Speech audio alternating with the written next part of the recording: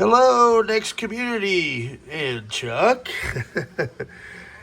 Chuck was wondering how do the new cube backs look. Thanks, Elaine, over in Luxembourg, for geeing us up with these models. A while back, I traded him some NeXT hardware, and he put in some sweat equity for me. So this is the original cube back. Okay, so we now have these and two different flavors, so you can mount the sound cards internally in a slot. And so your motherboard would go here, you can put this over here, or if you have a dimension board there, you can do it in either one of the other slots, which is kind of nice. If you don't need the external sound, and then you can plug in power speakers and a microphone. And this is one of our 3D printed backs. As you can see, it's a pretty nice job. And on the inside here, so there's two methods of thought here. And as you can see from this one, when I print with this up, it's going to put a bunch of support material because I have a textured plate.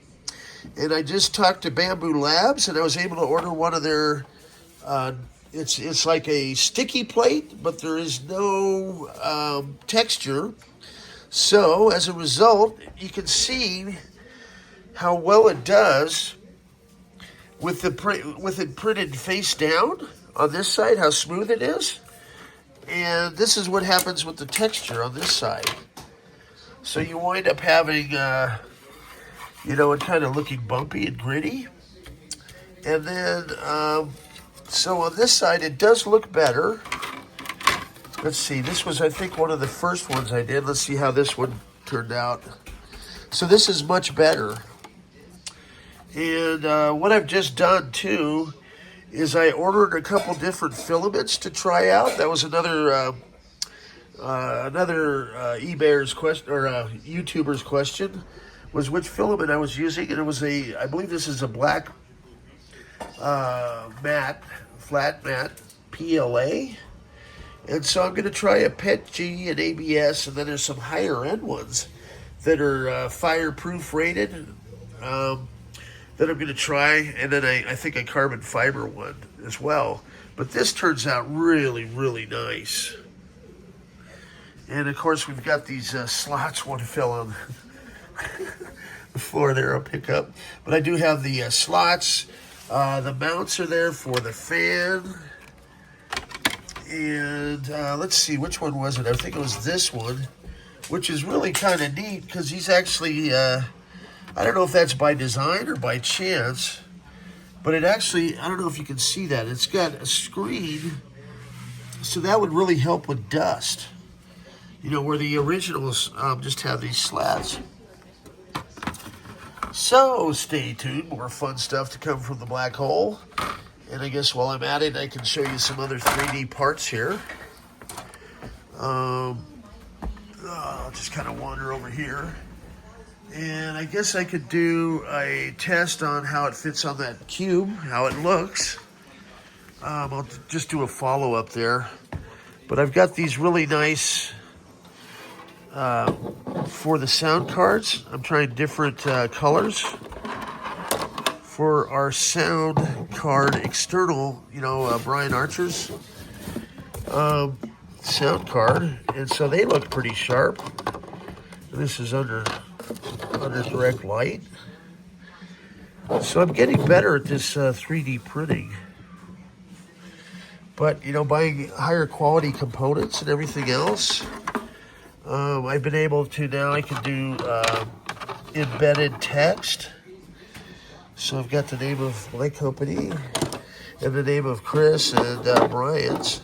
Chris was the original guy that designed these for me. Pretty cool. And then we've got the little quokkas. This is the USB to NeXT. So, I can do a matching filament there. And this kind of puts a nice sparkle on it.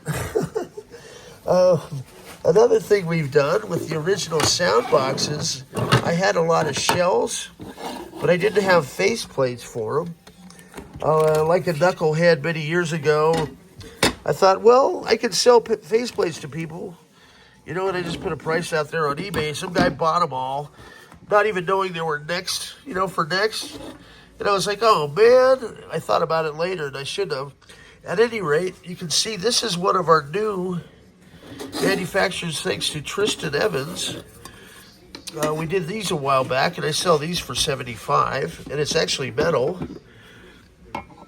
And you can see that it's very similar to the original. And then, of course, we've got, normally it would have the plate there and the logo's already in place. And then that fits directly into one of our sound boxes, or one of the original NeXT sound boxes, which I did have over here. Bear with me, I'm just kind of winging it as usual. Okay, there we go, and I can kind of explain what's going on here.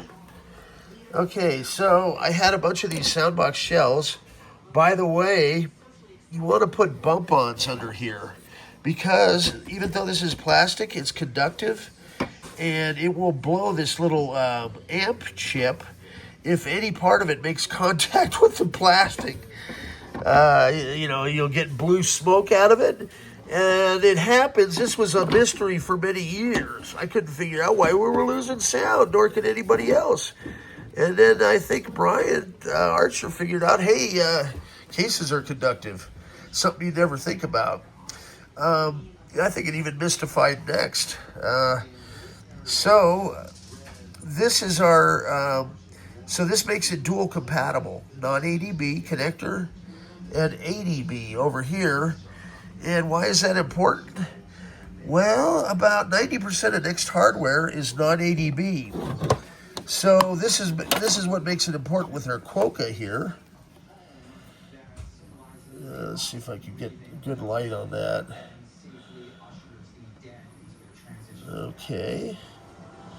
Then we got to get good light on the connector. So see if I can get this the first time without looking like a...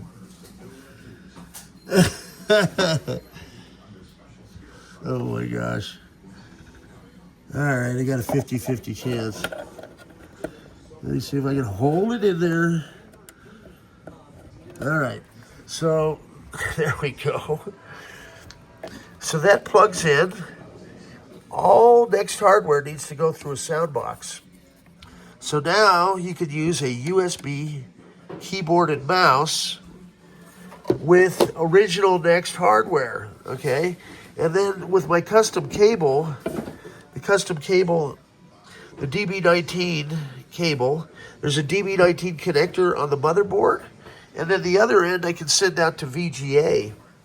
So originally, NeXT designed the monitors so that they were powered off the cable. I do have some original NeXT monitor cables as well, just the short ones.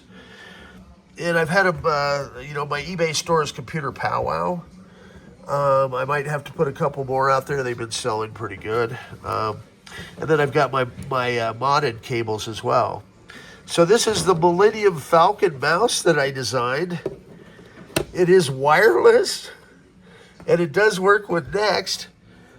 And we've got the prototype for an original NeXT mouse shell. So I'm going to actually be able to fit, I think, an original top shell on our new shell.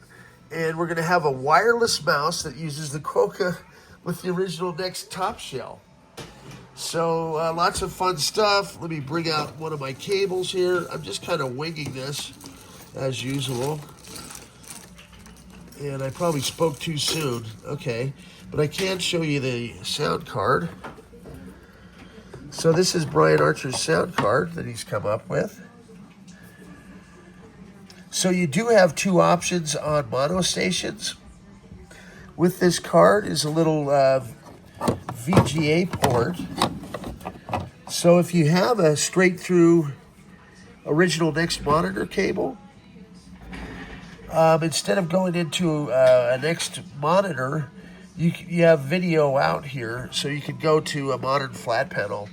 For color systems, you will need to use my 13W3 to DB19 to VGA, and you're always going to need a sound box, but that will allow you to get video on a modern monitor. I've had people buy the short mono NeXT cables and wonder why it's not working. Well, that's why. Let's see what else I've got over here in my bunch of goodies. So what I've been able to do here is I bought these kits, you know, with my Bambu Lab, and then I'm using them to adapt and make, you know, our mouse, which is pretty fun. I'm just seeing if there's anything else over here that stands out. Yes. So this is what I've got on deck here for just about an hour from now. I've got the brand new, you guys will get excited over this, are the true retro hardware guys. I have the 20, it's called the Zulu Blaster 20. This is the RP2040. A good chip, but as you can see, I'm getting to cutting edge, bleeding edge tech. We've got the 2350 2025 model, thanks to Alex. Shout out to Rabbit Hole. Been working on a lot of different projects, so I'll see if I can get her up and running. And then I've got this new Extreme Pro 300 megabit per second card. So we're gonna let her rip tater chips, see if I can get it fired up on the world's fastest turbo color over there. And by world's fastest, I can kind of walk you over there and show you what we got going in the black hole. It's a planetarium projector. I just made this bowl for Mom for Easter. I'm gonna go down and celebrate tomorrow. Making another one here. It's gonna be copper. Here we go, back to my little test area, and we're gonna get her fired up, let her rip tater chip. So this is kind of neat. I bought this one about a while back. So this is a 50 megahertz processor. We got a little daughter card here, and then the turbo switch. So I believe these are the crystals that are going to kick it in gear. You know, add a couple extra gerbils to the treadmill. 128 megs of RAM. It's a V74 ROM. And I was having a couple issues. I may need to recap it. We'll have Matt recap it. And we are looking at using this as a template to make kits for people with turbo hardware. So this would actually be faster, I believe, than the Nitro boards were. So really neat design. I think it was by Gerba. And I bought it a while back from another gentleman up in Chicago. So here's my custom cable as the example here. So it goes from here, then we've got this 13W3 connector, then I've got my Dell monitor. I can kind of plug it in and see if it's gonna play today, if we get video. It may be something I'm doing, as usual, winging this here. Let's see if I can get a good connection. And then we'll try and fire it up, and hopefully it may work for me today. Okay, it's spinning. That's good. See if we get video. And see if it's gonna fire up that hard drive. If it is, I'm gonna be like, I call it HPFM. Hocus pocus friggin' magic. Now, if my chair is back here by chance, I'm gonna take a seat because I'm still hobbling around. And we can let her boot because you guys probably want to see the world's fastest turbo color. I'm just guessing. And there's Lori. She'll wave hi. Whee! So she's keeping the black hole shipping and the place semi-clean. I go in and mess it up, and she cleans, you know, tries to keep track of stuff. It's an ongoing chore with all these crazy projects I have going. Come on, let's see if she'll boot. So it looks like we have an old, probably a Fireball. Let's see what that is. And what I want to do is probably see, it's probably a Quantum Fireball. See if she's going to play today. I might need to put an external terminator on there if it's not going to come up right away. Let's see if maybe that's it. Try to snap this in place. See if that makes it work. Or if she's just frozen in space and time. It might take a while. I'm gonna try and flip the switch here too. Maybe that's there we go. It's the Super Scoob switch, man.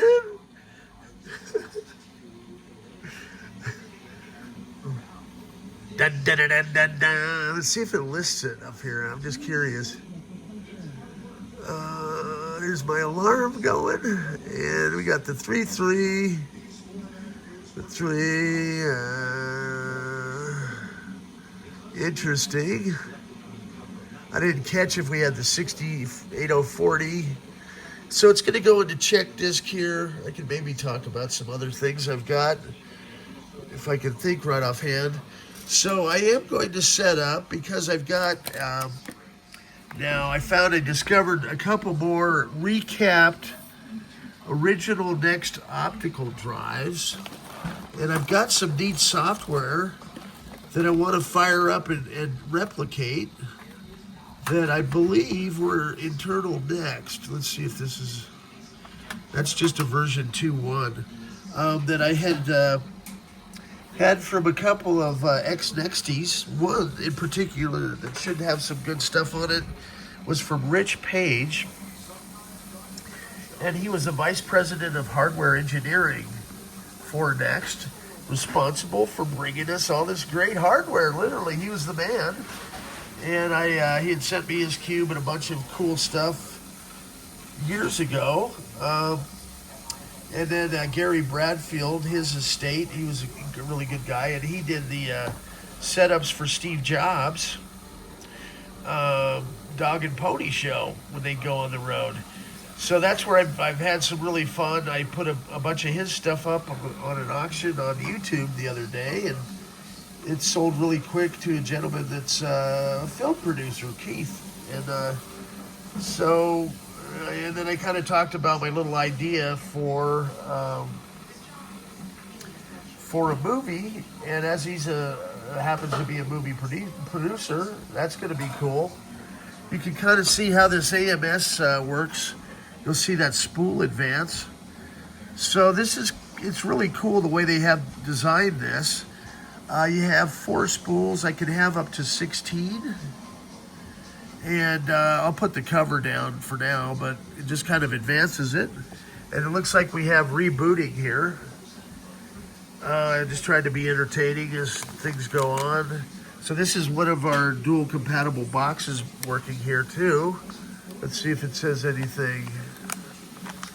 It looks like she's going to go through this time. It is a Fireball.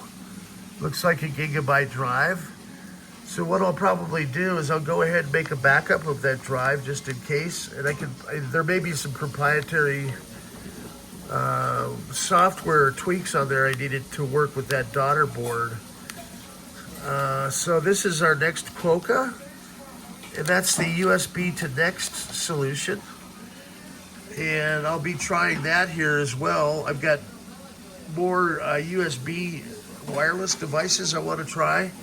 I still haven't figured out how to get the keyboard to work, but the wireless mouse works great.